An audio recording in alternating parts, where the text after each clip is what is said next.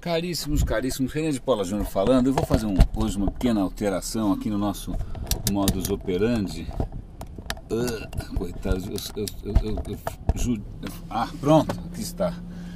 Não sei se vai melhorar muita coisa, mas eu acho que aqui tem uma razão simples para eu estar mudando a câmera de posição.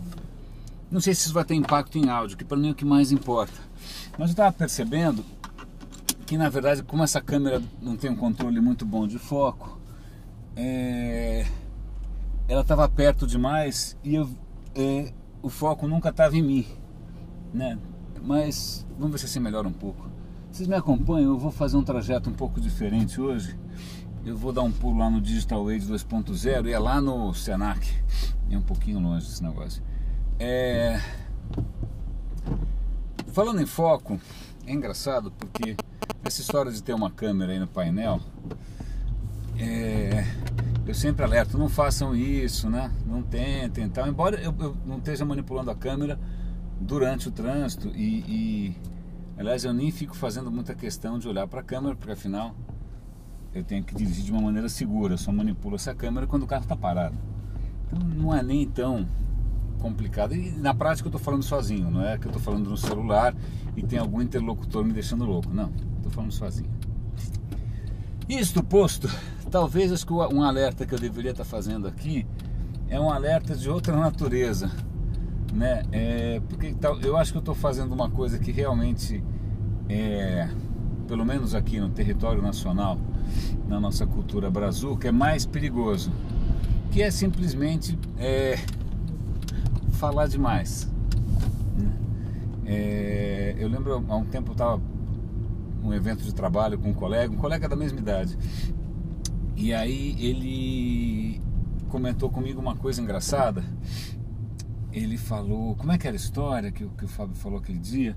Era alguma coisa da nossa geração, de quem nasceu, né, na ditadura e tal, que era aí, como é que é, quem assume some. Era algum jogo de palavras que queria dizer o seguinte, que a gente cresceu, né, os nossos pais cresceram, a gente cresceu dentro de um cenário em quem levantava a cabeça para falar alguma coisa, a cabeça era cortada por razões políticas, né? Então isso teria criado gerações de gente que, cala a boca e rema, porque não pega bem essa história de ficar fazendo marola, né? E na verdade eu acho que essa questão é mais antiga do que a ditadura. Não é um monopólio brasileiro. Você tem outras culturas onde você tem um certo elogio à conformidade, né? Acho que tem um ditado que fala, olha, o prego que desponta mais é o que leva a primeira martelada. Tem uma série de conselhos dessa natureza, do tipo cala a boca e rema.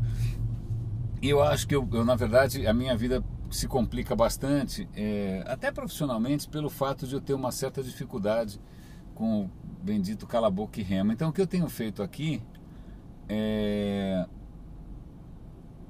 que é ficar questionando, levantando algumas questões que em princípio ninguém quer levantar, tem seus riscos, tá? Eu por enquanto tô lidando bem com os riscos e com as consequências, mas pense bem até que ponto você teria espaço para isso, né? Mas bom, feito aqui o disclaimer, né, de segurança pessoal, profissional e afetiva, o tema de hoje, a minha memória vai me trair, tá? Mas é nada que vocês com o Google, com a Wikipedia não resolvam. A questão é a seguinte, eu gosto muito, aliás, se vocês me perguntarem o que eu mais gosto hoje no cenário digital inteiro, não é Facebook, não é, e olha que eu publico coisa dessa, é um programa de rádio da Radiolab.org, se eu não me engano, é uma rádio pública em Nova York, e eu baixo como podcast ou então eu ouço como streaming no telefone. Bom pra caramba, tá? Eu acho que eu gosto muito também pelo fato de eu ter feito rádio e TV, então eu tenho uma ligação um pouco romântica com essa questão do rádio, do áudio, né? Da comunicação e tal. Eu não sou publicitário, embora 200 mil vezes nesses últimos 15, 16 anos eu tenha trabalhado de alguma maneira ligado a isso e me chamam para eventos de marketing, não sei para quê. Eu me considero ainda um cara de comunicação e eu juro que quando eu fui pela primeira vez para Londres recentemente, um dos momentos mais emocionantes foi entrar na sede da BBC, da rádio BBC, da British Broadcasting Corporation, blá blá blá, onde na Segunda Guerra o De Gaulle, quer dizer, rádio. Bom, chega. Não é essa questão aqui. A questão aqui é a seguinte: um desses programas da Radiolab era um programa chamava The Bad Show, um programa sobre o mal, né, sobre as pessoas evil, né? E aí o cara cita um exemplo que era bastante, eu não conhecia. O que acontece? No final do século passado, do século retrasado, do final do século XIX, o mundo estava numa situação meio miserável porque a produção agrícola não ia bem, tá? E aí, para melhorar isso, você precisava de adubo, e adubo ainda era uma coisa que dependia de coisas naturais, né? Você tinha que ir no Chile extrair nitrato, você tinha que ir não sei aonde extrair não sei aonde. O Chile ficou rico à beça com essa história. Era um comércio caríssimo desses fertilizantes naturais e tal. E aí tinha um cientista na Alemanha, por coincidência judeu, que aí ele descobriu uma maneira e falou: putz, como é que o nitrogênio é tão abundante, né? Como é que eu não consigo usar isso? Como é que eu não consigo sintetizar? Como é que eu não consigo extrair o nitrogênio? E aí ele acabou inventando um processo em que você tirava nitrogênio do ar e fazia lá nitrato, aquela zona toda, e isso virava fertilizante. Isso foi uma revolução. Os caras até citam que talvez 1/3 do seu corpo, da sua massa corpórea, né, se você tem que, devido aos alimentos que foram plantados a mais, ou que frutificaram a mais, etc e tal, por conta dos fertilizantes que esse cara ajudou a descobrir. Na época, o cara foi praticamente um herói mundial, e a manchete nos jornais da Alemanha era assim: pão do ar. Por quê? Ele conseguia tirar nitrogênio do ar, o nitrogênio virava fertilizante, fertilizante virava trigo, trigo virava pão, né? E manchete é mais difícil do que Twitter porque tem menos caracteres, você tem que ser um pouco sintético. Então, porra, tudo bem, né? Um cientista judeu na Alemanha, adorava o país dele e criou essa tecnologia, ficou rico à beça e tal. Aí o que acontece? Vem a Primeira Guerra Mundial. Esse cara se entusiasma e fala: eu acho que eu tive uma ideia. Ele estava ali sintetizando um monte de compostos químicos e ele descobriu como sintetizar o gás cloro. O gás cloro, você deve só lembrar da piscina, talvez, né? Ou da água da torneira. Mas o gás cloro é um veneno absolutamente pavoroso. E aí esse cara teve uma ideia que tá todo mundo, na Primeira Guerra estava todo mundo em trincheira. Os caras cavavam um buraco e ficavam ali, porque quem levantava a cabeça, é mais ou menos como no começo desse podcast, quem levantava a cabeça, metralhado. Então ficava todo mundo enfiado em toca. Aí o cara falou: como é que eu tiro os caras das tocas? Aí ele inventou um processo de gerar gás cloro em quantidades massivas para usar isso no campo de batalha. Aí ele foi fazer o primeiro teste, escolheu lá um fronte na Primeira Guerra, onde tinha uma trincheira cheia de soldado inimigo, claro. E aí ele esperou o vento mudar de lá para cá, tal, e aí ele mandou despejar tipo 150 toneladas de gás cloro na trincheira. Eu não preciso dizer que, passarinho caiu em pleno voo, as pessoas morrendo que nem moscas, assim, uma cena absolutamente inédita na história da atrocidade humana. O cara ficou felicíssimo. Que maravilha, né? Estou ajudando a minha nação, por acaso a Alemanha. Ironia, porque 20 anos depois, né? Bom, aí ele lá está se achando um herói nacional, porque ele descobriu uma maneira legal de desencavar os inimigos, tirar de uma cova e colocar na outra, na verdade, né? Por que eu estou contando essa história? Aí depois, lógico, a história continua, o cara cai em desgraça, porque a comunidade científica começa a repudiá-lo, etc e tal. Mas estou contando o seguinte: toda essa volta absolutamente cavalar não é para falar de programa de rádio, não é para falar de nada. É para falar do elogio da técnica, né? Do elogio da tecnologia, né? O que acontece é que na cabeça desse cara, em algum momento, a tecnologia ou a ciência, ela descolou dos valores humanos mais básicos. Será que era por amor à ciência? Será que era por nacionalismo? I don't know. vaidade, talvez, né? Porque o cara virou um herói, não sei. Sei que em algum momento esse cara, que é um dos salvadores da humanidade, de uma maneira ou de outra, sem pensar duas vezes, né, virou um monstro. Eu estou contando isso porque, então vamos dar uma perspectiva um pouco pessoal a essa história. Eu, quando era moleque, comecei a fazer, fiz colegial de exatas, não porque eu podia ter feito qualquer um, mas é que todo mundo dizia que era o mais difícil, né? Então vamos lá. E aí, depois de fazer o colegial mais difícil, o que você faz? A faculdade mais difícil. Eu fui parar na Poli, fui fazer engenharia. Aí, em um certo momento, eu falei, eu acho que eu errei, né? Eu estava com aquele leve desconforto de ter feito uma besteira, mas acho que uma das gotas d'água, eu comecei a fazer engenharia de produção. E na engenharia de produção você começa a ver uma série de disciplinas tal, para otimizar a produção, para analisar os problemas, né? Então você tem metodologia que, na verdade, ajuda você a otimizar uma fábrica de fralda ou uma fábrica de armas químicas. Tanto faz, né? Tanto faz. Otimizar, né?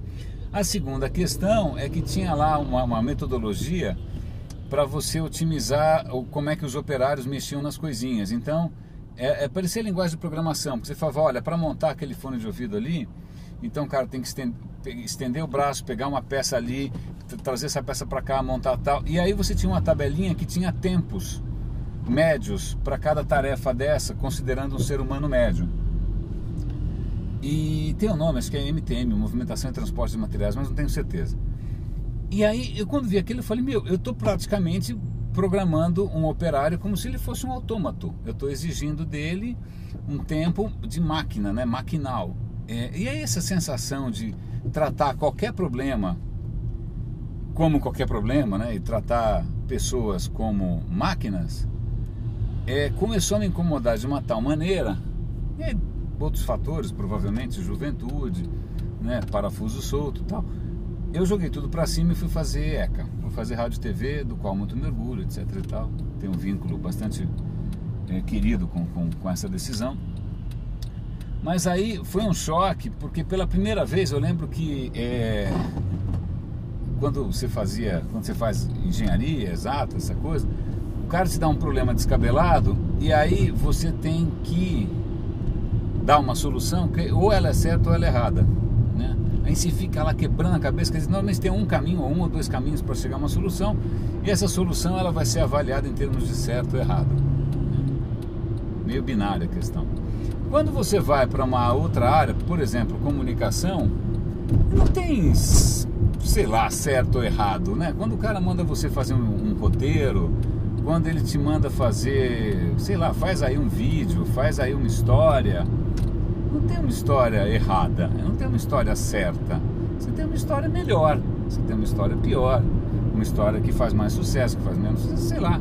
É lógico que tem técnicas nisso, mas você tem que levar em conta questões absolutamente subjetivas. E isso para mim foi uma revolução, né? Como assim, né? Tanto que pela primeira vez eu falei, cara, não é só uma questão de inteligência agora, é uma questão de talento. E talento é um troço cruel, né? Talento é um troço cruel. Bom, volta. Por que eu tô contando essas histórias todas? Cara, falei de... Volta a beça, né? Volta a beça. É que o Senac é longe. Não, a questão para mim é um pouco mais importante, porque hoje eu confesso que eu estou bastante intrigado, ainda mais porque eu tenho mudado um pouco o foco das minhas leituras e dos meus interesses e tal, com uma certa tecnificação, tecnologização, ou seja lá o que for, engenheirização de questões que deveriam ter uma pegada, ou pelo menos uma discussão ou um pouco mais humana, tá?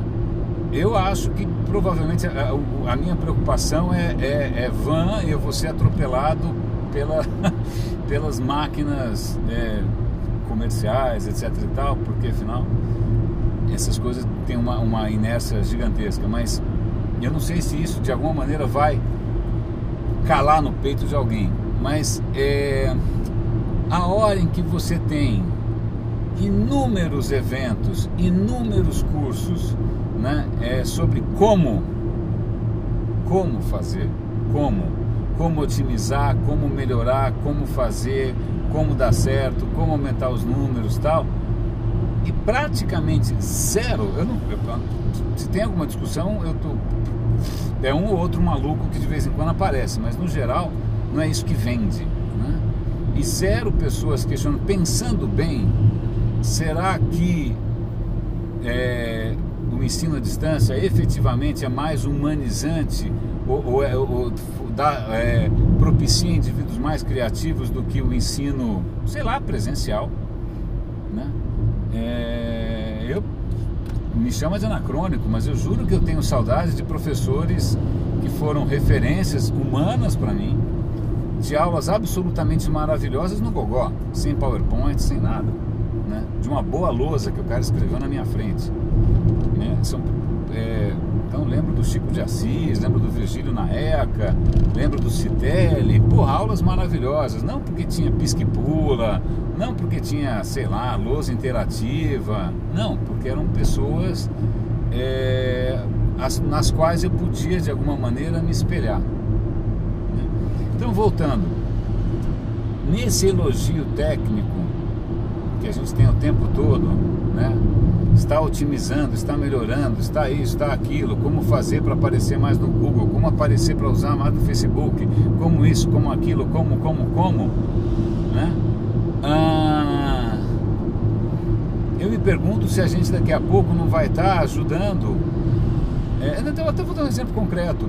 Eu estava numa palestra recentemente de um cara mais sênior, de uma agência top, e o cara estava citando cases, e aí quando ele vai citar os cases, ele cita com orgulho um case de uma empresa, não posso nem falar o nome, que fica muito óbvio, vou entregar todo mundo, mas que era eminentemente contrabandista, contraventora,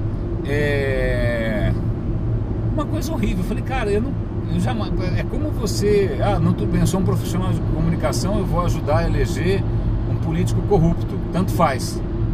Eu falei, cara, será que tanto faz? Né? Será que eu posso me orgulhar de, sei lá, como publicitário, ter ajudado a vender mais carro no mundo que não precisa de mais carro? Estou ajudando a vender cerveja, estou ajudando a vender cigarro, estou ajudando a vender, ou estou, sei lá, criando uma plataforma para... Você fala, em que momento alguém vai parar e questionar essa história, né? Ninguém questiona? Vai abrir mão de dinheiro? Ninguém... acho que uma vez o Serpa falou uma coisa no Twitter dele, ele falou, olha, ética é ética quando ela dói no bolso, né? Então, assim, quem é que vai sacrificar o próprio bolso, o próprio salário para trazer questões desse tipo? Ele falou, olha, eu não vou fazer esse job porque, cara, na boa, eu não gosto de cerveja, eu não gosto de cigarro, eu não gosto de jogo e tal. Eu lembro de uma vez ter conversado com um empreendedor, todo engomadinho, tal, todo orgulhoso ali do seu sucesso, em que ele tinha ali um plano de negócios de um tipo de atividade que quando ele começou a contar os aspectos técnicos, né, porque tecnicamente era complexo, eu falei, desculpe, mas isso é legal? Isso para mim parece simplesmente uma mistura de pirâmide com jogatina. Eu falei, não, meus advogados já estão de olho nisso. Pô, o cara já começa se cercando de advogados. Aí eu falei, desculpa, mas isso... Ela falou, não, mas isso daqui, como é levemente viciante, o meu público-alvo são inicialmente aquelas senhorinhas que gostam de bingo. Eu falei, cara, como é que o cara dorme à noite? Criando um modelo de negócio que depende de senhorinhas inocentes que vão jogar dinheiro pela janela, como se joga no bingo. Se bem que no bingo, acho que até elas pelo menos têm algum tipo de interação social, elas se arrumam, penteiam o cabelo, né, botam uma roupa mais bacana, então. E aí, por que eu estou levantando isso? Não é que eu quero ser aqui o grilo falante, né, o cara mais moral do mundo. Pô, não, minha história também tem um monte de besteira, mas... Claro que tem. Mas... eu juro que me intriga. Eu juro que me intriga. Porque é muito curioso isso. Aliás, isso é uma coisa extremamente interessante. Vou colocar outra coisa pessoal. Eu acho, quando eu fui para fazer comunicações, quando eu fui fazer rádio e TV, TV, hein? Não é nem cinema, que é um negócio cabeça, né? Quando você faz cinema, ele faz cinema. Não, eu fiz TV, né? Que não dá glamour a ninguém, né? E aí quando eu estava lá fazendo TV, eu descobri que fazer um programa popular bom, não popular picareta, mas um popular bom, é super difícil, né? Você conseguir tocar as pessoas e você conseguir fazer parte da vida das pessoas é difícil. É muito mais fácil você fazer um troço super elitista e cabeça, porque ninguém vai entender mesmo, né? Quem não entendeu finge que entende, e todo mundo vai aplaudir, né? Então fazer coisa cabeça é fácil, fazer coisa popular é difícil. E aí, outra coisa engraçada, eu falei, pô, eu acho muito mais difícil, né, e muito mais desafiador ser um bom profissional de comunicação do que ser um bom engenheiro. Bons engenheiros, cara, isso é fundamental. Eu tive aula com Fadigas, com gente muito boa, que eram aqueles engenheiros com senso de missão, com senso de importância social, de fazer diferença no mundo. Eu conheci caras assim, né? Exceção quase, mas conheci. Então eu acho super válido, super respeito, adoro, assim, sou super grato. Estou dirigindo um carro, né, que bons engenheiros fizeram, anyway. Mas eu acho que do ponto de vista de incertezas por que um curso, ele é mais difícil? Eu lembro, fazia poli, se olhava para as outras faculdades, economia é baba, comunicações é baba, fica um orgulho ridículo, né, de que como a sua disciplina envolve um tipo de conhecimento específico, de habilidade específica, que é habilidade abstrata, etc e tal, você fica aí achando que você é superior a todos os outros. Desculpa, cara, vai fazer uma lei, vai fazer uma política pública, vai fazer um texto ou uma campanha de saúde pública ou de, sei lá, de comportamento que, cara, é difícil. Não adianta pegar manual, não adianta aplicar as leis de Maxwell, não adianta aplicar derivada terceira, integral, nada, né? É difícil. Na verdade, são graus, são sabores diferentes de dificuldade, mas não tem hierarquia aqui, né? Mas uma coisa curiosa que eu já notei nessas disciplinas de um pouco mais de exatas, é que é o seguinte: até hoje eu não sei se o cara vai para exatas porque ele não tolera a questão da subjetividade, da questão da opinião, etc. Ele vai para alguma coisa certa, né? Ou se isso é inculcado durante o curso, né? Tipo, aqui é certeza, aqui é 0 e 1, aqui é matemática, aqui é fórmula, tá? Não tem essa de opinião. Eu não sei, talvez tenha um círculo vicioso aí nessa história, mas é comum você encontrar gente que se embriaga um pouco com essa história e acha que pelo fato, né, de dominar ou transitar nessa questão matemática, científica, né, o cara está acima do resto e que o resto são considerações menores, né? O resto é filosofia, né? É claro que também, se você pegar outro extremo, também vai ter um monte de criativo achando que, sei lá, a ideia dele para vender jujuba tem que ganhar algum prêmio. Bom, mas, aliás, voltando para a questão da filosofia, tem um termo grego que na língua inglesa é usado, de vez em quando você ouve, está lendo algum negócio, você vê lá escrito e tal, é uma palavra em grego chamada hybris, H-Y-B-R-I-S. Hybris é uma palavra grega, às vezes em inglês você vai ver essa palavra de vez em quando, que significa o seguinte: quando alguma coisa te sobe a cabeça, quando você perde o senso da noção, quando você se embriaga com você mesmo, né?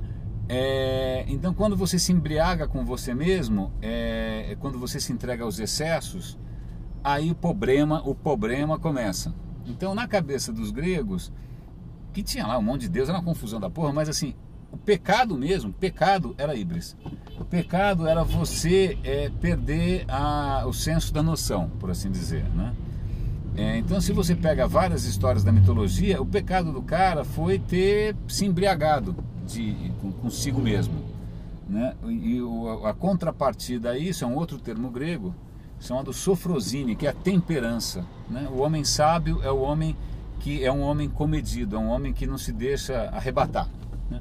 Então, o arrebatamento da híbris é curioso porque hoje, sei lá, 2.500 anos depois dessa história, eu continuo achando que uma das coisas mais perigosas que pode acontecer, e deviam ensinar isso pra gente em qualquer escola, de engenharia, de comunicação, publicidade, medicina, o diabo, é assim: se você começa a ficar arrebatado com você mesmo, né? Começa a achar e começa a se empolgar, prepare-se, porque você está prestes a fazer uma cagada de proporções bíblicas, né? Porque acho que várias pesquisas estão indicando isso. O nosso cérebro é um grande especialista em contar historinhas, né? Você pega a coisa mais, a sequência mais insana de fatos disparatados, a gente consegue transformar aquilo numa historinha. E é muito fácil pra gente a gente criar uma historinha onde a gente é fudidão, onde a gente é, né? Nós aprendemos com os próprios erros, tudo que aconteceu foi para me engrandecer, nós ligamos os pontos, como diria Steve Jobs e tal. Aí você começa a ficar hiperventilado, a perder o senso da noção, e quando você vai ver, você está jogando gás cloro em, sei lá, 32 mil soldados indefesos, né? E achando graça, né? Eu acho que eu estou num território aqui talvez pessoal demais, mas é que isso me intriga, isso me intriga porque eu tenho visto assim, aqui e ali, né, até nos feedbacks dessas maluquices que eu publico, aqui ele se percebe que um cara fala: pô, legal, obrigado pelo toque, pô, me fez pensar. Mas eu ainda continuo achando que esse pequeno feedback ainda é uma coisa desarticulada, né? É uma coisa desarticulada porque é muito tentador você se embriagar, né? Eu sou essa é a época dos geeks, é a época dos nerds, é a época da tecnologia, até o sol, que é esse cara que está ali em cima, ter alguma erupção solar e queimar de uma hora para outra todos os circuitos do mundo, e você vai ficar, você não consegue nem colher uma banana, né? Aliás, eu estava recomendando para um amigo outro dia um seriado da década de 70, 80, 90 chamado Conexões, do Burke. Conexões era um seriado que ele começa com o seguinte: Nova York teve um blackout na década de 70. Blackout, bom, apagou a luz. E aí o cara mostra o que é hoje em dia uma cidade em que acaba a luz. Quanto tempo dura comida sem refrigeração? Quanto tempo você tem água corrente? Quanto tempo você tem de bateria no celular? Quanto tempo? Cara, em uma semana você voltou para as condições da Idade Média. E pior que assim, pelo menos naquela época o cara sabia plantar. Pelo menos na época o cara tinha uma faca, uma espada, alguma coisa o cara tinha, um enxado. Você não tem nada, cara. Você não tem nada, né? A nossa arrogância é uma arrogância muito frágil. A próxima erupção solar aí, a gente vai ter que literalmente plantar banana. Mas então, voltando, preso aqui embaixo da ponte João Dias. Em suma, né? E agora isso é para todos os engenheiros, comunicólogos, criativos, tal. Respirem fundo. Respirem fundo. Todas as disciplinas são importantes, todas as disciplinas têm o seu desafio, né? Mas a gente tem que lembrar, seja você um criativo que está se achando porque descobriu uma ideia genial, né, para vender cerveja, ou seja o que for, ou se você é um engenheiro que tem que fazer whatever, sei lá, cara, vamos tentar de alguma maneira recuperar, né, ou valorizar a parte humana, tá? Porque convenhamos, assim, alguns dos pressupostos que você pode estar usando podem ser absolutamente capengas. Então, por exemplo, aliás, eu acho que hoje eu fui lavar minha cabeça e tinha assim, no shampoo tava lá assim: cabelos deslumbrantes. Eu falei, cara, cabelos maravilhosamente soltos e deslumbrantes. Eu fiz assim, não balança, meu cabelo não é. Então, eu acho que o Ministério sei lá do governo devia colocar nas embalagens assim: contém 70% de overpromising, né? Você está prometendo 70% mais do que devia. E que ideia idiota, meu Deus do céu, eu estou ficando cagado. Mas de qualquer maneira, assim, se a gente, alguns pressupostos que a gente tem, puxa, o processador é 2 vezes mais rápido. Eu te digo o seguinte, cara, desde o meu primeiro computador, acho que a CPU aumentou, sei lá, zilhares de vezes. A quantidade de trabalho que eu consigo fazer continua a mesma. A quantidade de ideias que eu consigo ter continua a mesma. Aliás, eu não sei nem se as minhas ideias melhoraram. Com mais CPU, com mais HD, ou com mais seja o que for, né? Da mesma maneira, sei lá, ter mais 500 tipos de carros, 500... Cara, isso está fazendo você mais feliz? O que faz você mais pleno? Né? O que torna a cidade melhor? Né? A gente fica pensando em melhorar as escolhas individuais, só que isso não tem escala. Né? Eu já estou aqui preso num trânsito que é notória consequência de você pegar um modelo de felicidade individual, que é o carro, ou seja, eu estou sentado num carro sozinho, com 4 lugares vazios em torno de mim, né? E você pega isso e multiplica por 7 milhões ou por 7 bilhões, dá nisso. Dá uma confusão da porra, né? Mas é claro, tem a indústria, tem os empregos, tem as campanhas, tem o BV, tem os prêmios, tal. Enquanto isso, sai lá no jornal comemorando que no último mês vendemos mais 400 mil carros. Parabéns, publicitários, muito obrigado, né? Eu vou empilhar todos na cabeça de você, porque, puxa vida, que coisa miserável a vida na cidade atulhada de carros, né? E, bom, meus caros, acho que é mais ou menos isso que eu tinha para comentar. Não sei se fez algum sentido, não sei se provocou alguma coisa aí, espero não ter causado desconfortos maiores, mas de qualquer maneira, eu agradeço a companhia, e na primeira ocasião aqui que a gente tiver de eu manipular a câmera sem colocar em risco ninguém, eu desligo. Meus caros, René de Paula Júnior falando, grande abraço, e agora vamos rodando, roda e avisa.